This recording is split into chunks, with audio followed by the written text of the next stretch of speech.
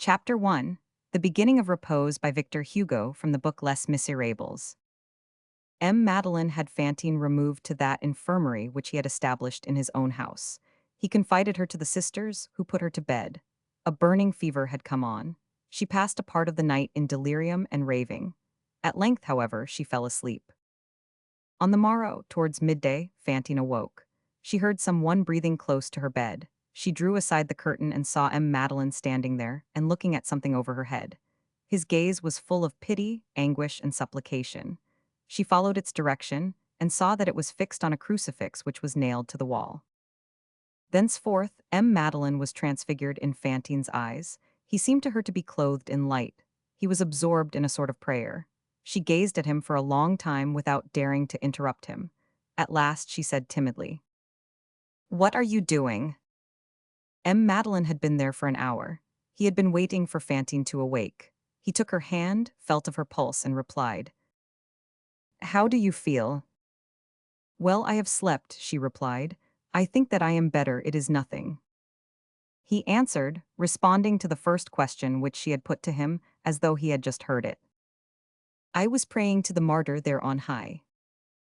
And he added in his own mind, "For the martyr here below." M. Madeleine had passed the night and the morning in making inquiries. He knew all now. He knew Fantine's history in all its heartrending details. He went on, "You have suffered much, poor mother. Oh, do not complain, you now have the dowry of the elect. It is thus that men are transformed into angels. It is not their fault, they do not know how to go to work otherwise. You see, this hell from which you have just emerged is the first form of heaven. It was necessary to begin there." He sighed deeply, but she smiled on him with that sublime smile in which two teeth were lacking. That same night, Javert wrote a letter. The next morning he posted it himself at the office of M. Sir M. It was addressed to Paris, and the superscription ran, "To Monsieur Chabouillet, Secretary of Monsieur le Préfet of Police." As the affair in the station house had been brooded about, the postmistress and some other persons who saw the letter before it was sent off, and who recognized Javert's handwriting on the cover, thought that he was sending in his resignation. M. Madeleine made haste to write to the Thénardiers. Fantine owed them 120 francs. He sent them 300 francs, telling them to pay themselves from that sum, and to fetch the child instantly to M. Sir M., where her sick mother required her presence. This dazzled Thénardier.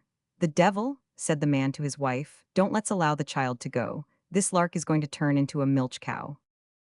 I see through it, some ninny has taken a fancy to the mother." He replied with a very well drawn-up bill for 500 and some odd francs.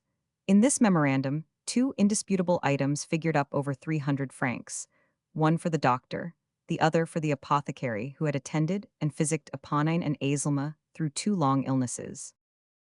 Cosette, as we have already said, had not been ill. It was only a question of a trifling substitution of names. At the foot of the memorandum Thénardier wrote, "Received on account, 300 francs." M. Madeleine immediately sent 300 francs more and wrote, "Make haste to bring Cosette." "Christie," said Thénardier, "let's not give up the child."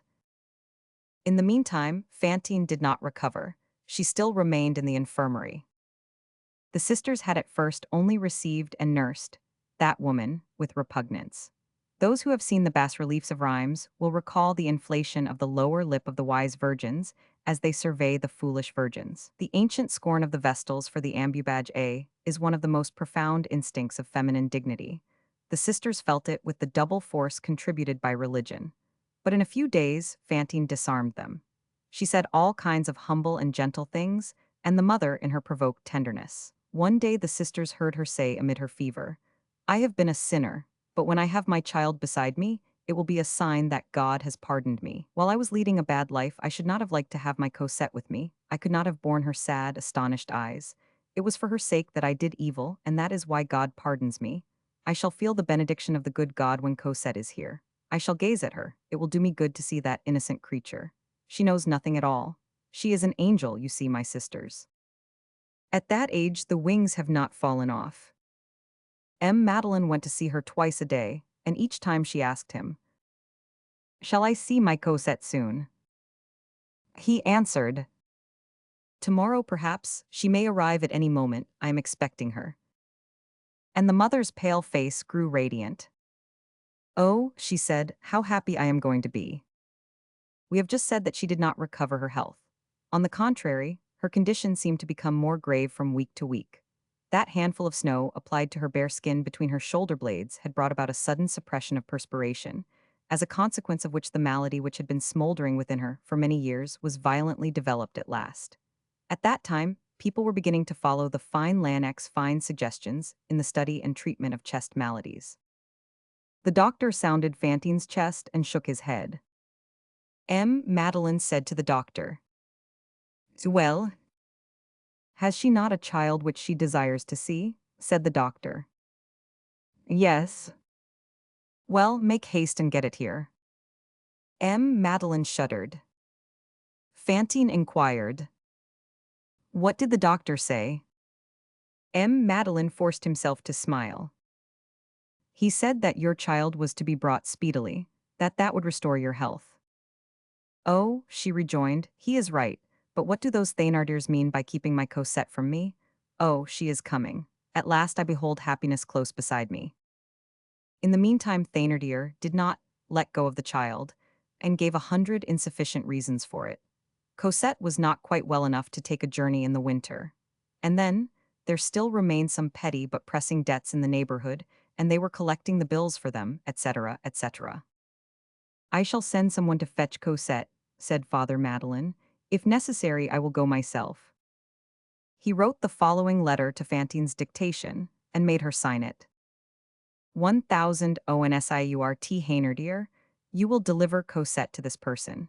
You will be paid for all the little things. I have the honor to salute you with respect. Fantine. In the meantime, a serious incident occurred. Carve as we will the mysterious block of which our life is made, the black vein of destiny constantly reappears in it.